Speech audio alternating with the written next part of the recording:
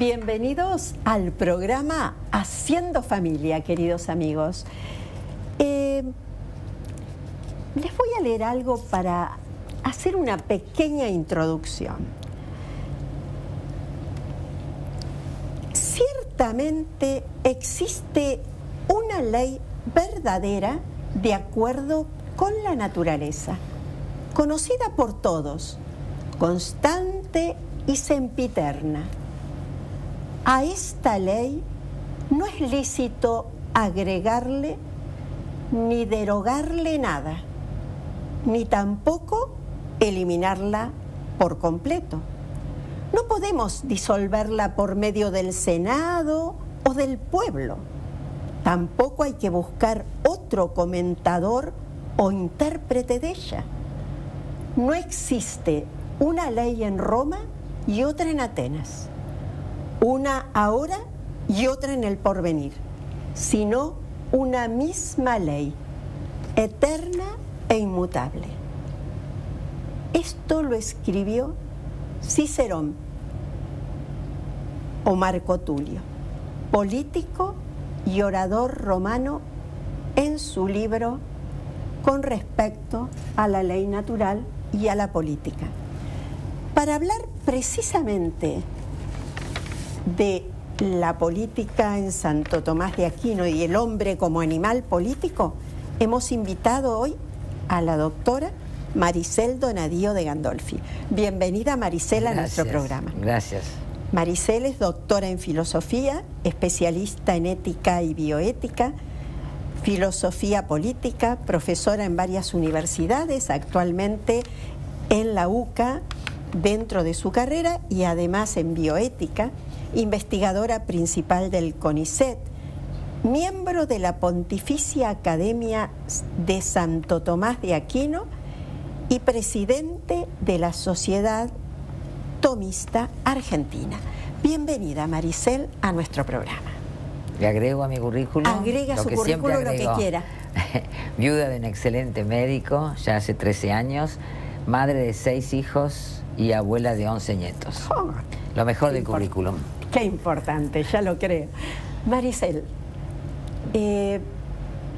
uno ve en la pantalla política, ¿no es cierto?, que nos toca vivir, no solo en Argentina, en el mundo, que pareciera que todo está como entrecruzado, mezclado, todo es relativista a la corrupción. Hoy día está a la orden del día, como si el ser político o la política, que en este momento es la política del pueblo, ¿no es cierto?, nos alejara de lo que es la verdadera política. ¿Qué me podés decir a esto? ¿Cómo lo podemos explicar? Ya desde el fin de la modernidad hubo una escinsión muy seria entre ética y política. Entonces se acuña una tercer palabra que es moral o moralidad. Entonces la política como tal sería inmune a la moralidad, que creía que es el concepto más propio de lo moral, quedaría reducido al núcleo de la propia conciencia de cada ciudadano. Y la ética no regiría como tal la política, como con tu frase de Marco Tulio Cicerón, nos remontamos a un pagano, bien pagano, no era católico, bien pagano de miles de siglos antes. Sí. Como es en cual se retorcería en su tumba si entendiera, como él acaba de decir, que hay una política, hay una ley para Atenas y otra para Roma. No la hay, porque no hay una ética política para uno y otro. O sea, hay ciertas bases fundamentales que sostienen la vida política y la conducción política que son de naturaleza ética. Actualmente, como te digo, lo moral propiamente está reducido a nivel de la conciencia particular de cada uno, por eso están todos estos temas que surgen de la posibilidad de liberar el consumo de drogas, si es en la vida privada de cada uno, siempre y cuando se agrega no tenga connotación sobre terceros. Yo pregunto, ¿el que se droga dentro de su casa no va a tener connotación sobre terceros? Lo estamos viendo, luego salta, mata, roba, viola, etcétera. Bueno, es imposible. ¿Por qué es imposible? Entonces, la ética sería cada vez o menos una serie de normas consensuadas de que aseguran una cierta convivencia social, que generalmente son jurídicas y son aprobadas por seres humanos. Por supuesto que está negándose que sean consecuencia, aplicación de lo que... Exacto. O sea, para dar un ejemplo, la ley natural está inspirando nuestro preámbulo de la Constitución. Todos los ciudadanos de este pueblo argentino somos todos iguales, todos somos seres humanos, debemos reconocer la sensatez, los valores básicos de la ciudadanía, reconocemos a Dios como fuente de toda razón y justicia. O sea, la ley natural está presente en todas las cartas magnas o constituciones en su preámbulo. ¿Por qué? Porque supone que la legislación humana no hace otra cosa que acercar la ley natural, que en todos sus preceptos puede escapársele a algún mortal, pero no debiera escapársele a una sociedad concreta, y aplica los principios de la ley natural. Hoy en día hay un divorcio entre la ley humana, que no está inspirada ni en la naturaleza, que la naturaleza de los humanos tiene orientaciones, pulsiones hacia lo que es digno, hacia lo que es mejor. O sea, nadie tiene pulsiones hacia lo malo, eso es una distorsión. Bien, todas esas pulsiones son dejadas de lado y se elaboran leyes humanas, que quiere decir que el hombre escribe a su bien piacere, conforme a la conveniencia del régimen de turno. La última explicación de esto es cuál es el origen de la sociedad. O sea, los hombres por naturaleza, por inclinación pulsional desde su interior, descubren la necesidad de convivir con otros. El hombre es un ser social por naturaleza. Lógico. O en realidad, un señor llamado Thomas Hobbes, allá en la modernidad, al inicio de la modernidad, dijo que no, que al revés, el hombre por naturaleza es egoísta. Entonces, como todo, este momento no es un momento histórico según Hobbes, sino él imagina que la sociedad actual se construyó desde este momento ideal. Como el hombre es egoísta, tiene derecho a todo, pero en un momento dado los hombres, dice Hobbes, se dieron cuenta que tener derecho a todo no es tener derecho a nada. Entonces firmemos un pacto, creamos la sociedad. Esa sociedad está creada sobre arena. Porque está creado por lo que, según Hobbes, por naturaleza, cada uno tiene derecho a todo. O sea, que asegura que ese pacto se respete. Sí. Entonces, hagamos algo más sensato. Preguntémonos, ¿el hombre es naturalmente social o no? Da la casualidad que el hombre no puede nacer sino en una familia. Así sea monoparental, los genes han sido de dos. Sí. Segundo, el chico lo tiene que alimentar la madre porque si no se muere. ¿Sí? O sea, hay una el hombre es social por naturaleza, primero por una necesidad de exigencia, de indigencia, perdón. Aristóteles decía al inicio de la política lo siguiente: todos los seres, nos vamos a pelear los moralistas en qué consiste el destino existencial del hombre, su fin último, su felicidad, su realización cabal. ¿En qué consiste? Pero no nos vamos a pelear, es que todo ser humano busca ese estado. Exacto. Pero ¿saben una cosa, señores? Ustedes como individuos, como sujetos individuales que son, no pueden solos. Alcanzar lo que más ama cualquiera, que es llegar a ser un hombre desarrollado, importante, o al menos en su nivel, un estado de plenitud. Por algo crecen nuestros huesos, se fortalecen nuestros músculos, el cerebro se pone cada vez más brillante. O sea, como del huevo al pato o a la gallina, o de la semilla al árbol fructificado, así el ser humano va por un estado de mejoría. Exacto. Bien, ese estado de mejoría no lo puedo alcanzar solo. Desde que necesito al lechero, el panadero, el zapatero, ¿no es cierto?, a los economistas, lamentablemente, a los juristas, a los políticos. A los políticos, necesito todo eso. Pero el hombre después da un salto, porque lo necesito. sino que el hombre tiene un signo de que quiere dar ir más allá de eso, porque los animales también se juntan por necesidad. Y es la práctica de la amistad. Es decir, amistad como un amor entre pares. Exacto. Yo lo quiero mucho a mi perro, pero la amistad se da entre pares, ¿no es cierto? Y ¿sabes en qué se advierte que es una tendencia natural? Convivir. Convivir es vivir con. Exacto. No paralelo, vivir con el otro. Por eso esa es la palabra comunidad. Exacto. Sociedad no es la mejor palabra. La mejor palabra es comunidad. Comunión de amigos. ¿Qué tenemos el lenguaje? ¿Para qué no funciona el lenguaje? Los animales hacen guau, guau, miau, miau, no comunican nada. Porque vos no sabés qué significa miau, miau. El animal expresa, con su ladrido, con su bramido, con lo que fuera, expresa sentimientos, emociones, problemas. El hombre se comunica con el lenguaje. ¿Por qué se comunica? Ninguna palabra es particular.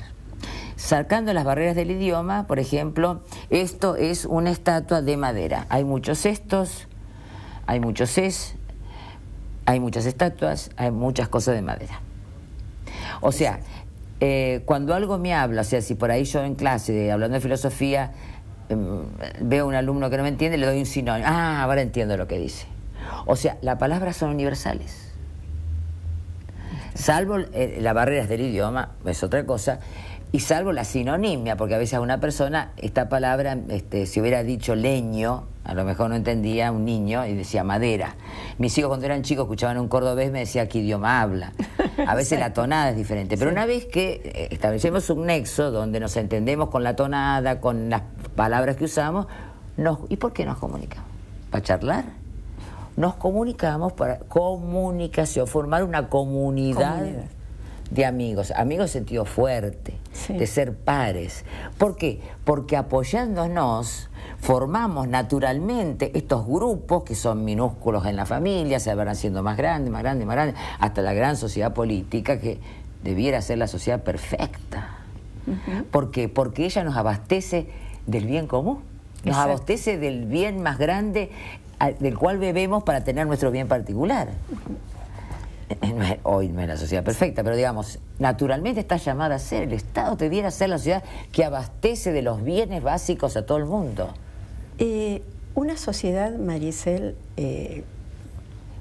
no te digo ideal, pero donde reine el orden, ¿es una sociedad que tiene buenos gobernantes?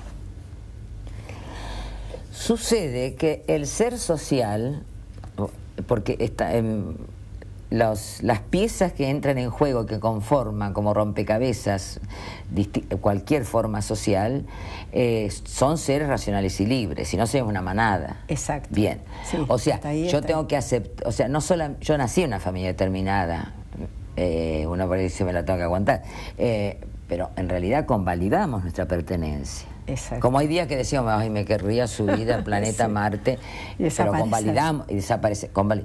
O típico rezongo de las madres, esto no es un restaurante, esto no es un hotel, ustedes entran y salen, o sea, no hay vida familiar. Eso nos pasa diariamente. Entonces, esas piezas son racionales, se tienen que comprometer en la forma social que les tocó en suerte. Exacto. Ejercer lo que suele decir una función parcial, yo ser parte, no ser el todo, el centro, es el egoísta, ¿no? El todo, el centro, no.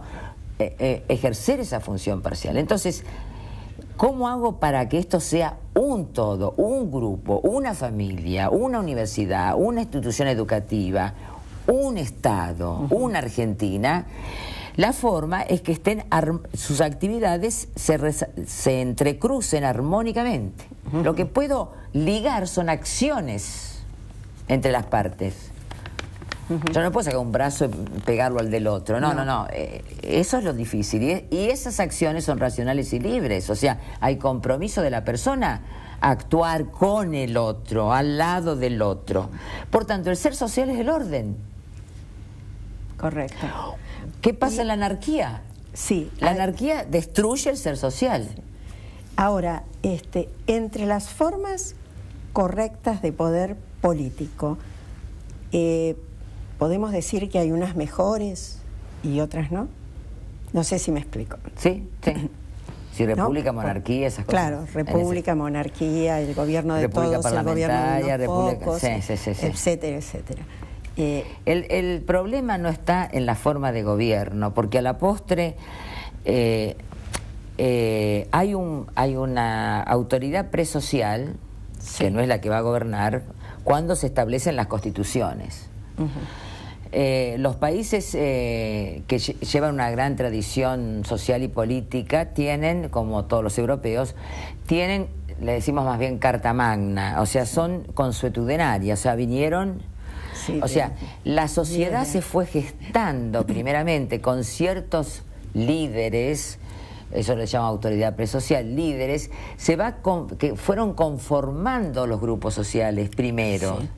Cuando viene en la Edad Moderna viene la constitución de los estados, porque antes eran principados y no había un estado. Por ejemplo, Italia la que más tardó en formarse como un estado unitario, ¿no? Porque se agarraban las mechas, ¿no? El norte, el sur, el centro, bueno, la lengua, todos hablaban distinto, bueno, Italia es un ejemplo claro que cuando se forma un solo estado, bien, pero hay un periodo previo en que lo importante no es la determinación de la autoridad, sino la conformación social con esa cierta autoridad presocial o liderazgo. La que va aceitando, en el caso de Italia fue clarísimo, va aceitando las diferencias. Primero y fundamental era la lengua. Sin la lengua no se puede formar un solo Estado. Exacto. Una lengua nacional, es el Dante la que la pone. Pongo ejemplo de Italia porque me encanta Italia, soy de origen italiano y además está claro el ejemplo. Pero en realidad el problema está en la sociedad, y de ahí esa sociedad luego, cuando va a escribir su carta magna o cuando acepta tal carta que viene por tradición repetida, ahí ella establece la sociedad, cuál es el tipo de gobierno que le va a gobernar. Que en realidad condice con la sociedad que se ha ido constituyendo, sociedad entre comillas, porque se afianza como sociedad cuando... hay una definición que a los abogados no les gusta, pero a mí filósofa sí, que el Estado es la nación como lo dado en el momento histórico y en esa geografía. La nación jurídicamente organizada, eso es el Estado. Y la nación es esto previo, que sería la naturaleza común. Exacto. Porque todos tenemos, los argentinos tenemos una naturaleza común, que no es argentino, por más que nos saquemos los ojos, ¿viste? Sí. Pero tenemos una naturaleza común y nos reconocemos en cualquier parte del mundo. Y nos reconocen. Esa naturaleza colectiva nos hace tener ciertos tics, ciertas tendencias, ciertos gustos muy similares. A pesar del federalismo, hay cierta cosa común. Bueno, eso va gestando un poco nuestra concepción de cuál es la autoridad que corresponde a esta sociedad que en cierta forma está en germen. Por eso lo que vos decís, yo creo que no hay gobierno ideal. El gobierno ideal es aquel que le corresponde a ese tipo de sociedad que está en germen como nación, ¿no es cierto? Vos sabés que los pueblos indígenas no han llegado a estado indígena, siempre han sido nación indígena. Ajá. O sea, no se han organizado jurídicamente y sin embargo tienen sus reglas, tienen sus códigos, que son como la ley natural, son lo natural a esa nación. Hay una moral, hay un derecho, hay una religión. O sea, de ese estado pre-social propiamente, ya va dándose las pautas de cuál va a ser el culto necesario, cuál sea la moral, cuál sea el derecho que tenga y cuál sea la autoridad. Entonces lo de ideal no cambia mucho la cosa.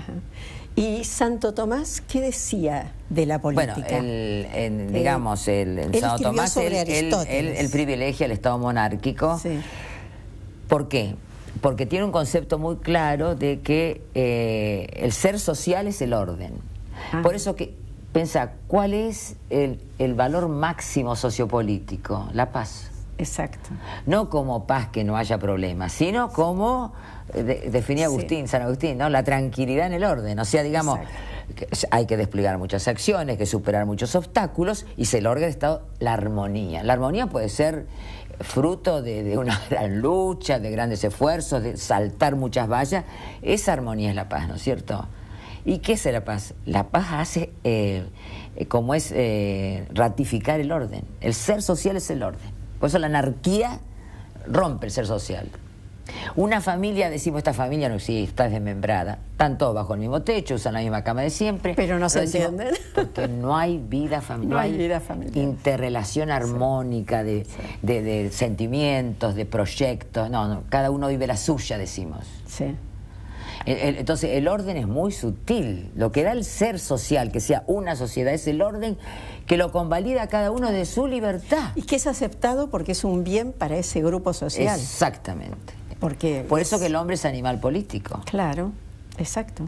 Y el ser animal político... ¿Qué abarca ese ser animal político? Claro, es la culminación de una serie de tendencias, proyectos y movimientos y acciones del ser humano que van desde lo más básico hasta lo más específico, excelso. O sea, digamos, ese orden social, esa trama social se va dando primero por ciertas tendencias que son estas que dije yo, de indigencia, necesidad. Me lleva a unirme al otro como se unen todos los seres vivientes sobre todo, que es para preservar la subsistencia. Exacto. Ese es el primer impulso natural y es el primer precepto, fíjate, de la ley natural. O sea, los impulsos naturales tienen una ley natural. ¿Para qué la tienen? Si el tipo tiene el impulso, y para reasegurar el impulso, que yo libremente lo cumpla. Exacto. Porque si uno se puede suicidar o uno puede matar a otro, no preserva para nada la vida. La subsistencia implica no solamente, bueno, salvarme yo, no, significa que hay un valor ahí, el valor es vida. Claro. La vida vale. Perfecto. O sea que cuando atentamos contra la ecología, abortamos la naturaleza. Sí. O sea, hay que tener cuidado de que no podemos defender la vida humana si no defendemos la vida de la cucaracha o la vida de los ratones. ¿En qué nos parecemos? Después van creyendo esto, sí, ¿no? Después a los animales, ¿en qué nos diferenciamos como hombres? Claro. A ver si lo podemos redondear rápidamente. Y tenemos que cerrar. Sí. Con los animales tenemos en común la procreación. Sí. Lo que pasa que siempre a cualquiera de estos, como la anterior, la defensa de la vida, el valor vida lo pone el hombre, no se dan cuenta los seres inferiores al hombre. Hablamos de procreación y no reproducción. Exacto. Lo cual significa, por un lado, contrario a lo que creen muchos, que la ley natural es asfixiante de lo impulsivo, de lo placentero. No. La procreación reconoce como primer valor el placer, el amor.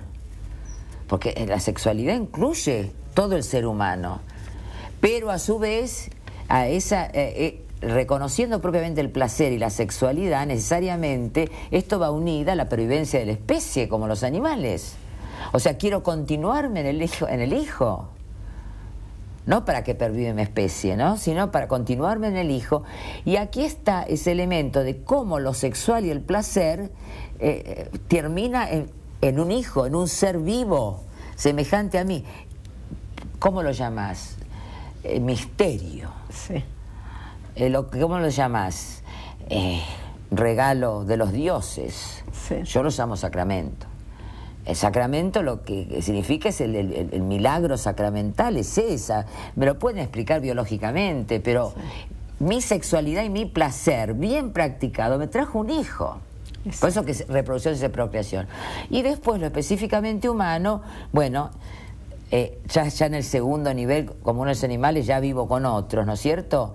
Bueno, esa vida con otros en el hombre se enaltece practicando la verdad y la convivencia. Practicando la verdad, ¿por qué primero antes la convivencia? Porque yo no puedo ser amigo del otro si no me muestro realmente como soy y no lo acepto al otro como realmente es. Esa es la verdad, sobre todo la verdad de lo que es ser persona, de lo que es reconocer a una persona por encima de todos que nos creó y que nos protege. Sí. O sea, el ser personal uno es una tarea de aceptación de mi verdad y la verdad del otro. Eso nos lleva necesariamente a ver esa verdad nos lleva a otra necesidad, la verdad de que necesito del otro. Gracias, Maricel. Queridos amigos, bueno, son temas un poco difíciles, pero sin embargo se pueden sacar cosas. Decía el filósofo, una libertad formal, sin contenido y sin delimitaciones éticas, degenera en libertinaje, que es la peor regresión de la libertad. A veces pueden sufrirla una mayoría de parte de una minoría incontrolada, o puede sufrirla más irremediablemente una minoría de parte de una mayoría avasalladora. Y esto sería una dictadura. Estamos acá, obedecemos a una ley natural, pero estamos acá por algo, hacia lo que nos lleva esa ley natural, a la búsqueda de la verdad. El hombre, dentro de todo lo creado por Dios, es el único ser que puede buscar la verdad, encontrar la verdad, amar la verdad y hacer una elección de vida en esa verdad, para su bien y para la comunidad en la que está inserto. El hombre, sobre todo, es un ser social. Nada guarda para sí de lo que encuentra, sino que lo entrega, se da a esa comunidad. Será hasta el próximo programa, si Dios quiere.